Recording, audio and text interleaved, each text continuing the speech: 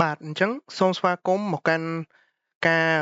ធ្វើបទបង្ហាញតាក់ទងនៅនឹង project Movie Information Website អញ្ចឹងជាដំបូង Movie Information Website នេះវា develop ឡើងដោយប្រើ Laravel ហើយនឹងប្រើ API ពី website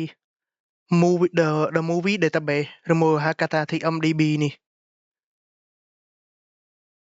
អញ្ចឹងនៅក្នុង website នេះវាយើងចូលដំបូងពេលយើងវាយ link នេះមកគឺវានឹងបង្ហាញពី movie ទាំងអស់នេះវាបង្ហាញអានេះ feed បង្ហាញជា feature movie បង្ហាញ popular movie បង្ហាញ upcoming movie ហើយនិង top rated movie អញ្ចឹងវាមាន category ច្រើនដែលយើងអាចចុចវាទាំងអស់ហ្នឹងទៅបើយើងចុចណា category ណាមួយវានឹង filter ឲ្យយើងនៅកន្លែងនេះ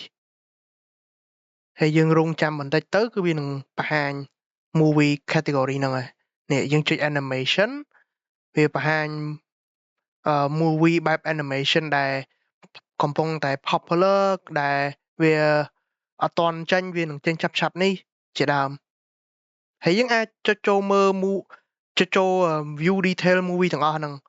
ឧទាហរណ៍យើងចុចចូលមើលអាមួយនេះ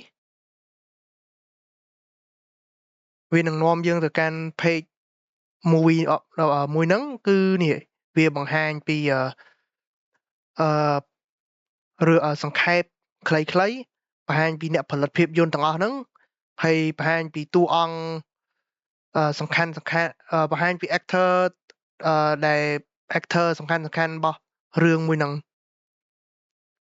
ហើយវាអានេះក៏ជា image មួយដែលយកចេញពីរឿងហ្នឹង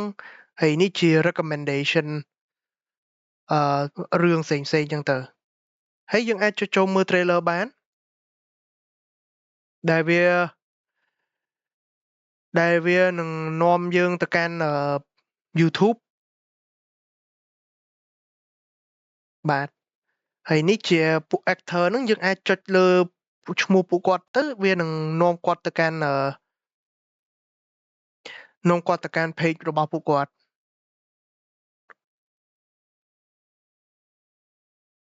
បាទ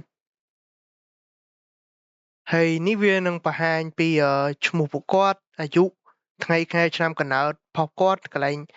ហើយក៏វាបង្ហាញពី biography របស់គាត់ដែរហើយនេះជាសិទ្ធិជាស្នាដៃរបស់ពួកគាត់បាទហើយយើងអាចចូលមក movie page វិញយើងអាចហើយបើយើងចង់ filter តាម category យើងអាចចុចcategory ណាមួយចឹងទៅយើងអាចចុច comedy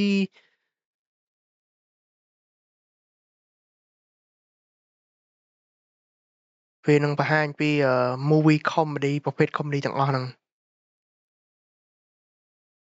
top rated យើងអាចចុចចូលមើលទៅព្រោះ top rated ហ្នឹងចង់សំដៅទៅលើរឿងដែលគេឲ្យផ្កាយច្រើនដែលគេ rating បាក់ឲ្យខ្ពស់នេះវាបង្ហាញបង្ហាញ information សង្ខេបរឿងខ្លីៗហើយអ្នកឈ្មោះអ្នកផលិតអីដូចគ្នាយើងអាចចុចចូលមើល trailer គាត់ដែរ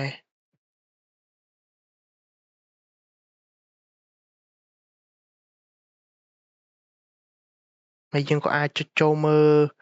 បើយើងចុចmovie recommendation នេះទៅក៏វានាំទៅកាន់ page បង្ហាញពី information ផុស movie នឹងដូចគ្នាបាទហើយអឺយើងអាចចូលមើលមកកាន់ page របស់ actor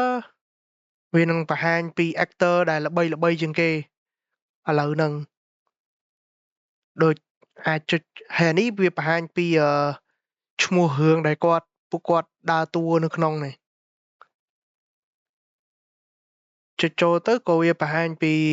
biography របស់គាត់បង្ហាញពីអាយុថ្ងៃខែឆ្នាំកំណើតចឹងទៅហើយក៏បង្ហាញពីស្នាដៃពួកគាត់ល្បីបាទ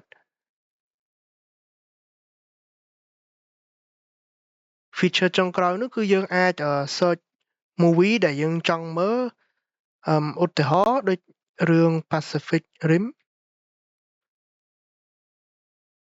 search ទៅយើងអាចចុចចូលមើល information តាមនឹងវានឹង drop down ហើយបាទហើយយើងអាចចុចចូលមើល trailer ឲ្យដូចគ្នា